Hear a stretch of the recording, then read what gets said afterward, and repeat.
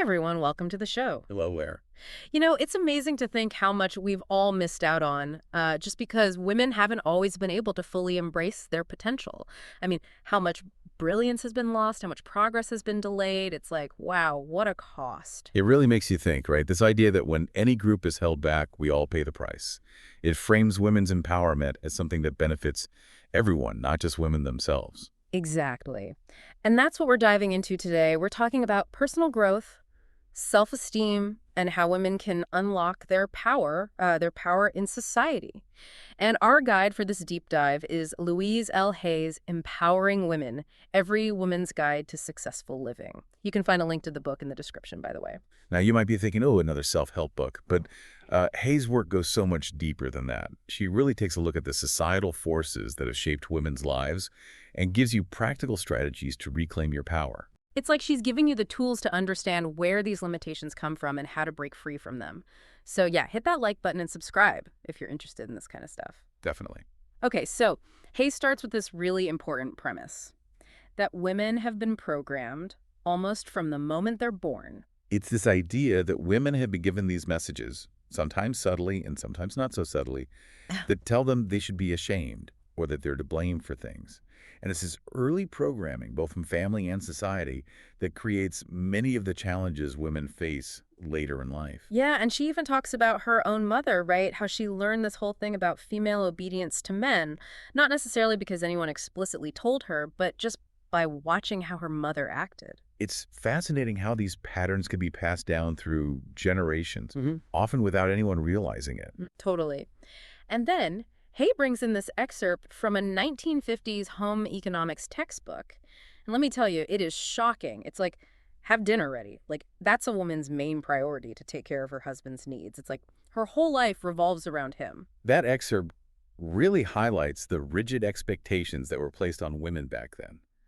And even though things have changed, some of these programs are still influencing us today, whether we realize it or not. Absolutely. And what Hay is asking women to do is to really look at even the most basic parts of their lives, like who does what in the household? Are you doing things because you genuinely want to, or is it just because you've been programmed to do them? It's a powerful invitation to take a step back Hmm. and consciously choose how you want to live your life. Now, it's really important to say that Hay is very clear that empowering women is not about putting men down. She's not about male bashing at all. She really emphasizes that blame in any direction is just not helpful. It's true. Blame keeps you stuck. And when women empower themselves, it actually benefits everyone around them, including men. I mean, think about the pressure on men to always be strong and not show their emotions. That's another side of this whole gender role thing. Right, exactly. So breaking free from these roles is good for everyone. And she talks a lot about this idea of women always putting other people's needs before their own. It's like we're conditioned to be the caregivers. And that can lead to a lot of resentment and exhaustion. Hay even suggests that for some women, getting sick might be a subconscious way of finally getting the rest they feel they can't allow themselves otherwise. Wow, that's pretty deep. It really shows how deeply rooted this pattern can be. And Hayes' message is clear. Women are not second-class citizens. We need to value our own lives. Absolutely. And we need to claim our power. Hay talks about how the anger in the feminist movement was really important. It was necessary to shake things up.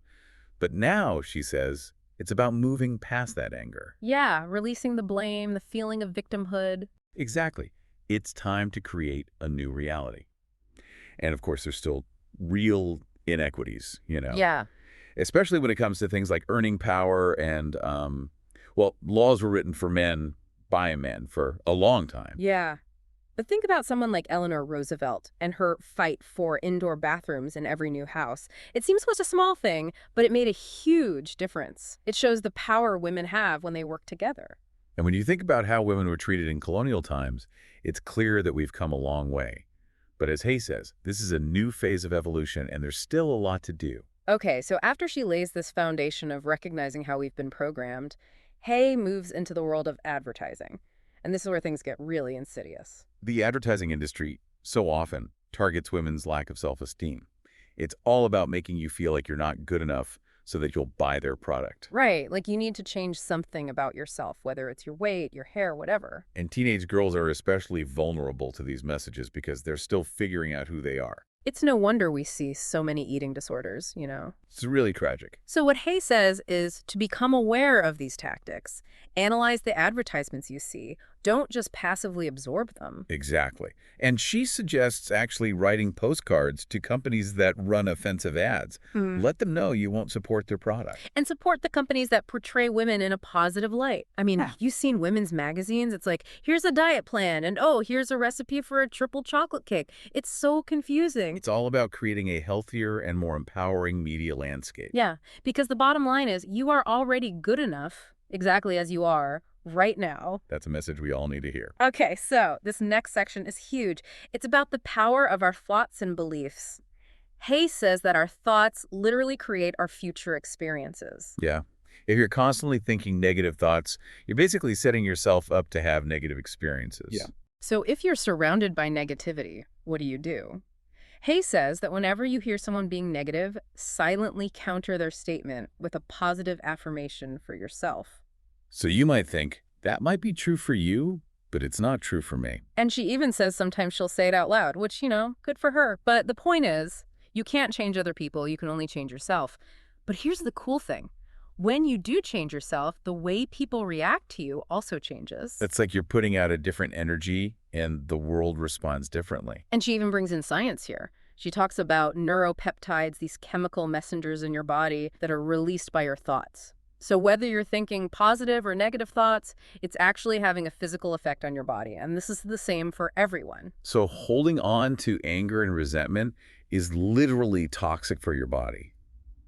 And on the flip side, forgiveness and love are incredibly healing. She even says that blaming someone else actually harms you more than it harms them. It's like you're holding on to poison, and it's eating you up from the inside. Now, she makes this important distinction between the ego, which is that critical inner voice, and our true self.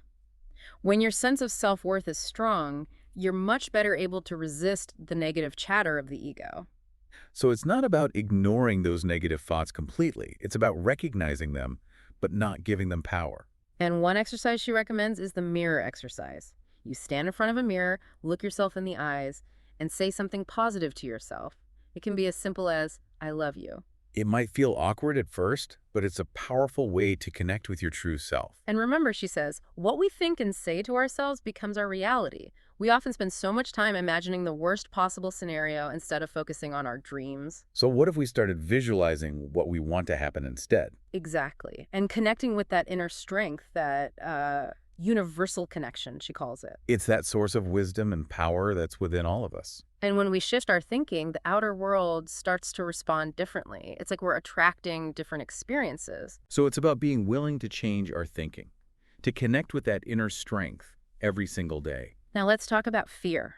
Hay really gets into how women are raised to be caretakers, and this often leads to low self-esteem and a whole lot of fear. Fear of abandonment, fear of loss, a general feeling of insecurity.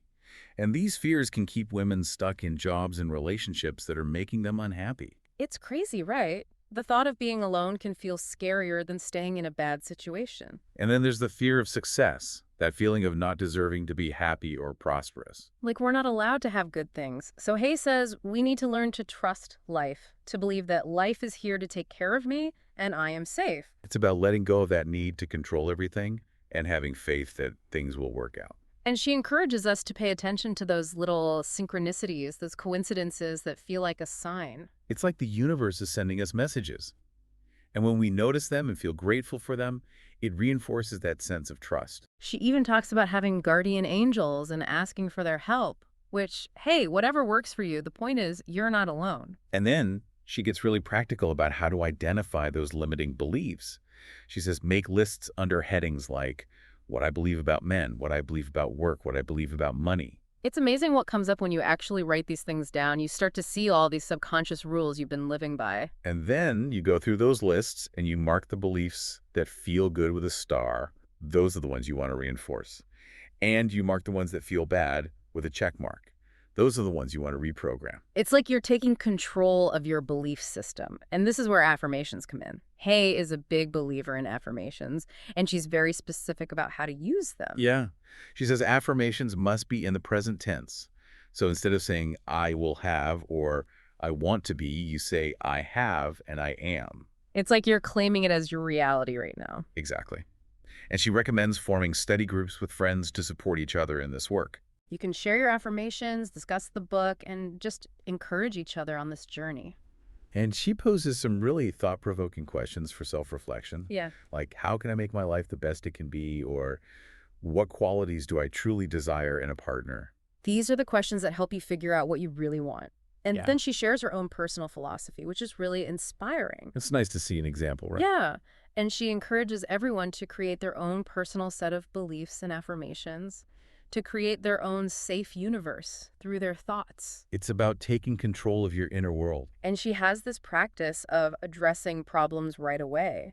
So if something negative comes up, she starts repeating positive affirmations related to that issue. Like she's nipping it in the bud. Yeah. Mm. And she talks a lot about gratitude, expressing thankfulness for everything in your life, even the small things. Gratitude is huge. And she gives some specific affirmations for women like, I claim my feminine power now, and I am in charge of my life. Those are great. And the encouraging thing is that even small changes in your thinking can lead to big changes over time. It's about consistency. Exactly. And finally, she says to look at your flaws, not in a self-critical way, but as a way to identify the barriers you've created.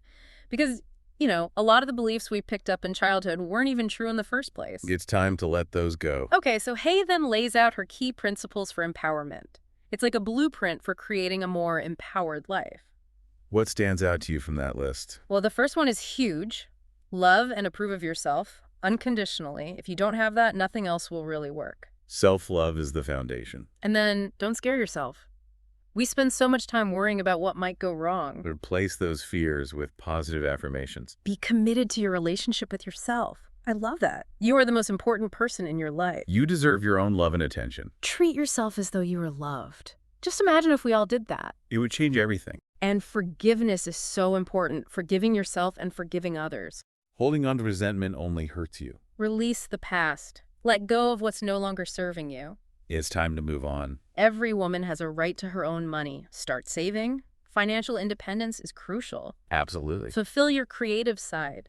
Do things that bring you joy and allow you to express yourself. Nurture your passions. Make joy and happiness the center of your world. This one takes effort. It's a conscious choice. And finally, acknowledge your fears and dissolve them. Use meditation, affirmations, whatever works for you. Turn those fears into something positive. Now let's talk about relationships. Hay recognizes that the role of women in relationships has changed a lot. Especially for unmarried women. There are so many opportunities now. Travel, careers, financial independence, friendships. Yeah. And being single is not the tragedy it used to be. It's a chance for self-discovery and freedom. And when you do find a partner, it's important to come from a place of wholeness. You need to love yourself first. And society's expectations have shifted, Women have more freedom than ever before. It's a new era. Okay, let's briefly touch on children and parenting. Hay has some interesting things to say, even though she didn't have children herself. What stands out to you from that section? Well, she challenges this idea that every woman needs to have children to be fulfilled. Right. There are other ways to nurture and contribute to the world. And she's cautious about the whole fertility treatment thing. She says if it's not happening naturally, maybe there's a reason for that. Maybe it's time to explore other paths. She touches on abortion, acknowledging that it's a complex and personal issue. Very sensitive topic. And she talks about the challenges of being a single mother, but also the opportunity to raise sons who are respectful and caring men. It's about breaking those negative cycles. But her main point about parenting is that the best thing you can do for your children is to love yourself. Children learn by example. Exactly. And she suggests using affirmations as a family. It's a way to create positive experiences together. Now, let's talk about health. Hay really emphasizes the importance of women taking care of their bodies. What are some of her key recommendations? Well, she talks about nutrition, exercise, and positive thinking. Those are the basics. The foundations of good health. She recommends choosing organic fruits and vegetables whenever possible, and she even lists the ones with the highest pesticide content. So be careful with those strawberries. She also says to be mindful of the information that comes from the meat and dairy industries. Do your own research. And she suggests reducing red meat, dairy, caffeine, and sugar, especially for things like PMS and menopause. It's about finding what works for you. She also talks about quitting smoking as an act of self-love. That's a good way to frame it. And she has a really positive view of menopause. She sees it as a natural process, not a disease. It's a transition, not an ending. And she even talks about how in some cultures, menstruation continued into old age and was seen as a sign of health. That's interesting. She's cautious about mass-produced estrogen therapy and suggests looking into natural alternatives. There are always options. And she recommends a book called The Menopause Industry for a more critical perspective on this whole thing. Always good to question things. She also emphasizes the importance of having a loving relationship with your body. All of your body. Yeah. And when it comes to cosmetic surgery, she says it's okay if it's for you, but don't do it to please someone else. Don't change yourself for someone else. With breast cancer, she noticed that women who develop it often have a hard time saying no. They put everyone else's needs before their own. So learning to say no is really important. And she points out that heart disease is actually a bigger risk for women than breast cancer. And she says diet, exercise, smoking, all that stuff plays a role. And unresolved family issues. Yeah, and forgiveness is key. She even suggests sending love to your heart every day. It's about taking care of your emotional health as well as your physical health. Okay, let's move on to sexuality. Hay has a very open and accepting view of sexuality. What are some of the key things she says? She starts by saying that love is love, no matter what.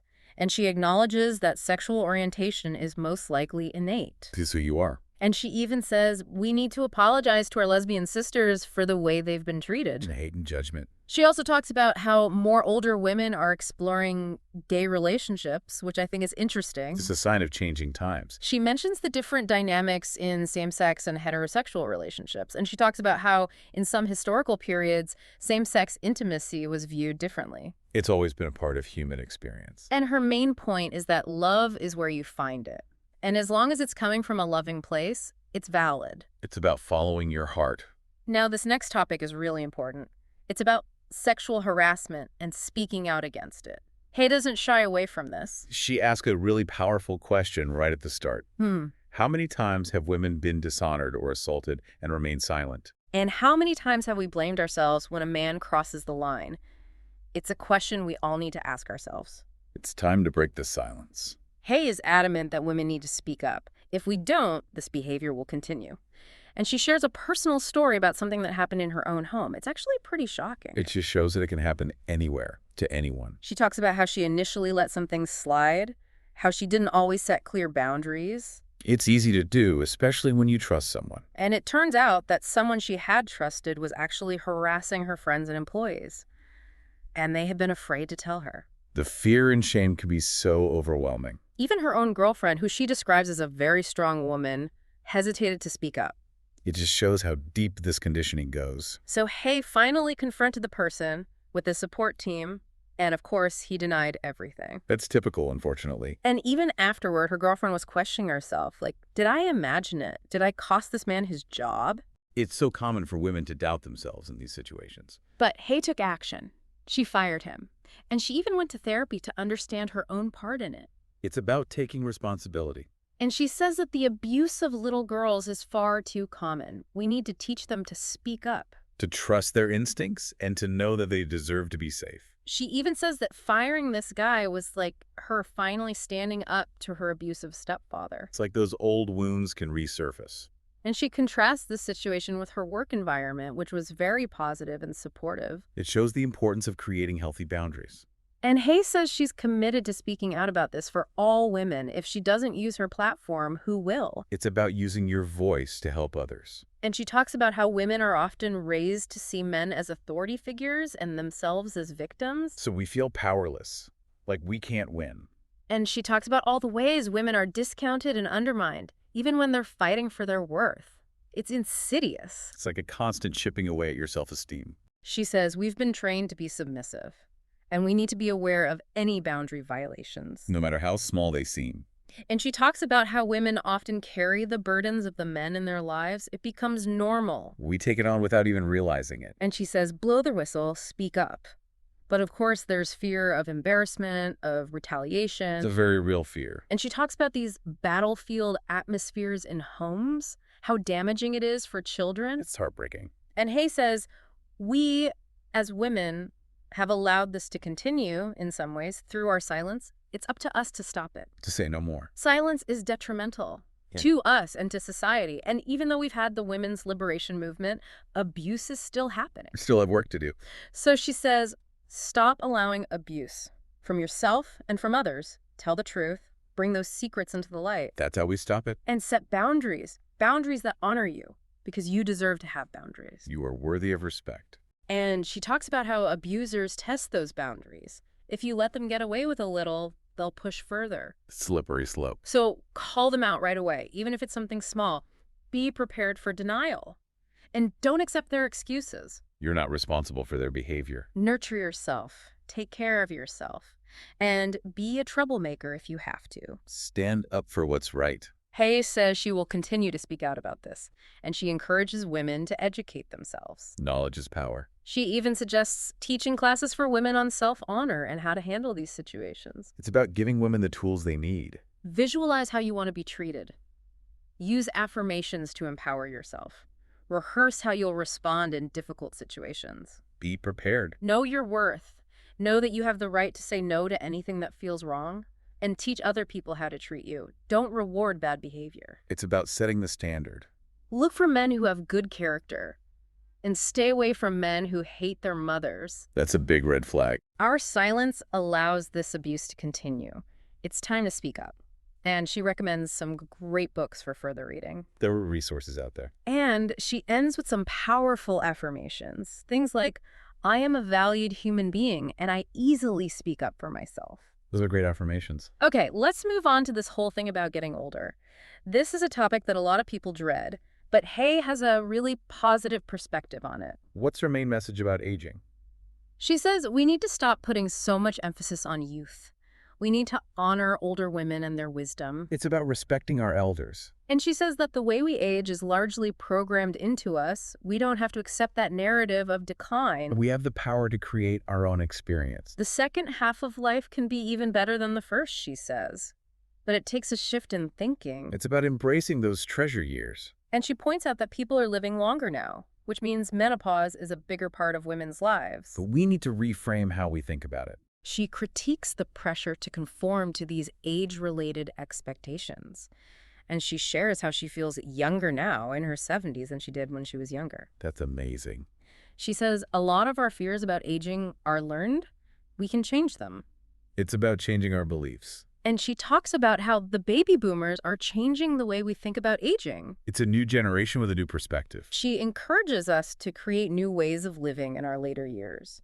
And she critiques the isolation of traditional retirement communities. We need more connection, not less. And she questions the focus on illness and medical facilities in retirement home marketing.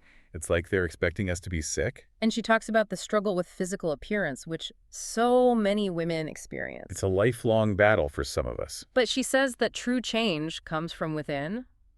Love yourself. Accept yourself. It's the only way to find peace. And she recommends actively loving and affirming those parts of your body that you might not like. It's a powerful practice. And clean out your clutter. Let go of things you don't need. It's symbolic, too. Letting go of the old. Hay says that the quality of your life doesn't have to decline as you age. She feels more confident now than ever. It's inspiring to hear. She says, create your ideal vision of your later years. Become an elder of excellence. Use your time, your knowledge, your wisdom to contribute to the world. It's about finding your purpose.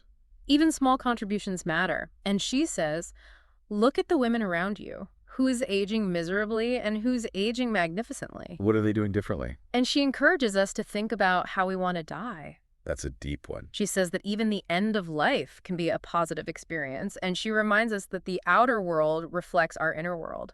So project positive energy. She talks about studies showing that people in their 90s can still gain strength through exercise. Our bodies are amazing. And the brain stays active if you keep learning, keep growing, stay open to love. And remember the law of love. Focus on what you want, not what you don't want. That's a good one to remember. And finally, respect your elders, because that's how you'll be treated when you're older. It's about creating a culture of respect.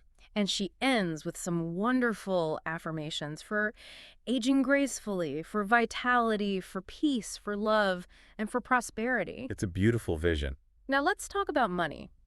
This is a topic that a lot of women shy away from.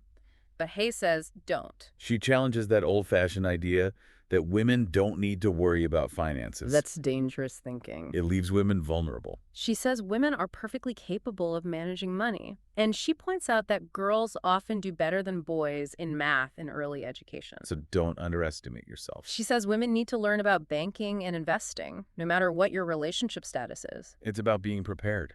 Because if something happens, like a divorce or the death of a spouse, you need to be able to take care of yourself. It's about security and independence. And she says even small savings can grow into something significant with the right investments. It's about being consistent.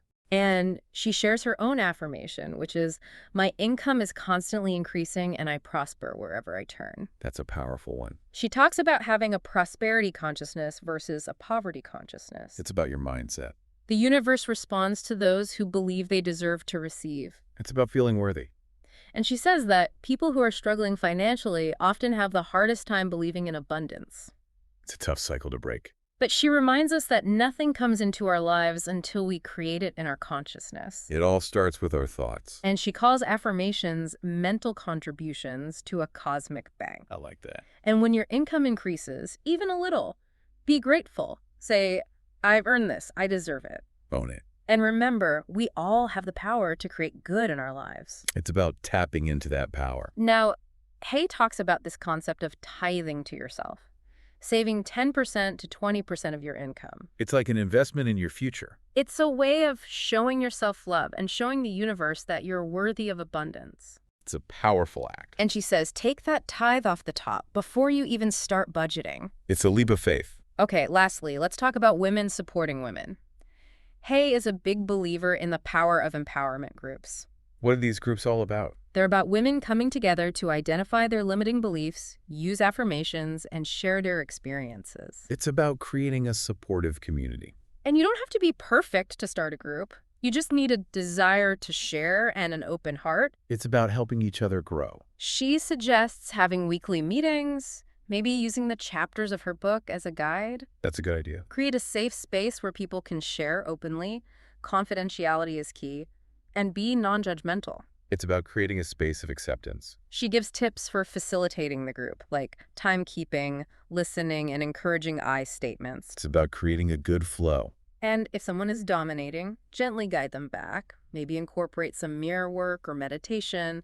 Be flexible. Trust the process. It's not about controlling everything. And if you're the leader, take care of yourself. Yeah. Use affirmations. Don't get bogged down in other people's drama. Remember your own well-being. Be prepared to hold space for strong emotions. Maybe do some mirror work yourself after each session. Start and end with meditation.